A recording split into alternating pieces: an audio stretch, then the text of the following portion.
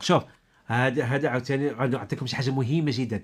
الناس اللي عندهم التهاب الحلق، التهاب وعنده الحك سميت هذيك الحك، يعني الكحه ناشفه، كحه ناشفه، وعنده التهاب والصوت ما كيخرج، عندي لكم بعض المكملات الغذائيه اللي مهمه جدا وطبيعيه.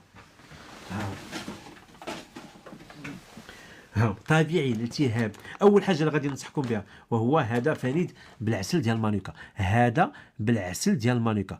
وانتم عارفين العسل ديال المانيكا انا اش كيدير؟ كيقتل لي بكتيريا، ياك كيحيد لي بكتيريا. هذا فيه ميل دو مانيكا وفيه ويل دو كاليبتوس، يعني الكاليبتوس. وداك الكاليبتوس كيدير؟ كيسرح الحلق. يا سلام، انا هذا هو اللي ينفعني صراحه. انا كناخذه. انا ما نكذبش عليكم. ها انتم شوف قربت نكمل.